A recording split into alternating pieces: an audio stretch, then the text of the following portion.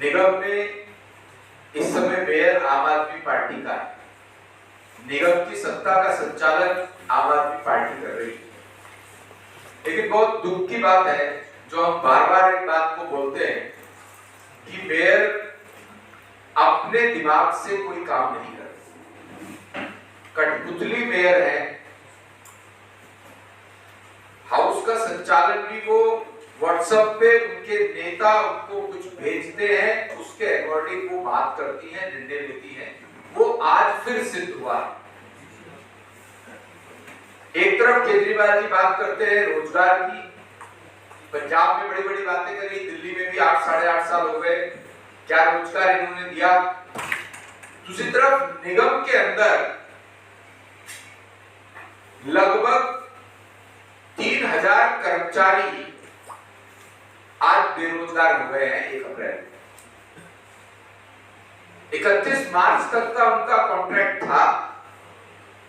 अगर मेयर और आम आदमी पार्टी के जो नेता नगर निगम में सत्ता में हैं, वो लोग चाहते तो जो ये बजट का हाउस था उसमें इतने सारे प्रस्ताव आए, तो उसमें इन कॉन्ट्रैक्चुअल कर्मचारियों को जिनका कॉन्ट्रैक्ट कल खत्म हो गया उसके लिए प्रस्ताव लाया जा सकता था।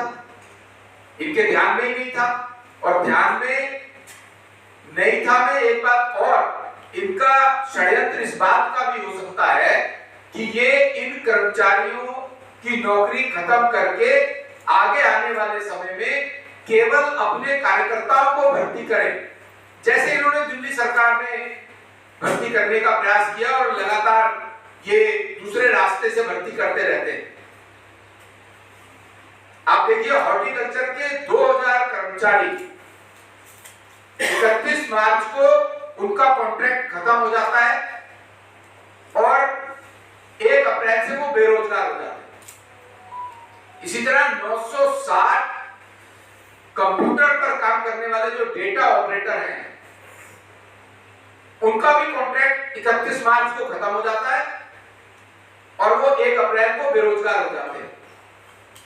लगभग 3000 कॉर्पोरेशन के कर्मचारी आज से कॉर्पोरेशन के नगर निगम के कर्मचारी नहीं है, उनकी नौकरी खत्म हो गई। एक तरफ केजरीवाल जी मैं रोजगार बढ़ाऊंगा, रोजगार बढ़ा रहा हूं, रोजगार के विषय में अन्य स्टेटों में जाकर के झूठे वादे करते हैं, पर नगर निगम में क्या हो जाता है, जब ये हम पहले से ही इस बात को कह रहे हैं कि ना तो ये दिल्ली सरकार में पारदर्शिता से काम कर रहे हैं, भ्रष्टाचार तो लगातार चल ही रहा है।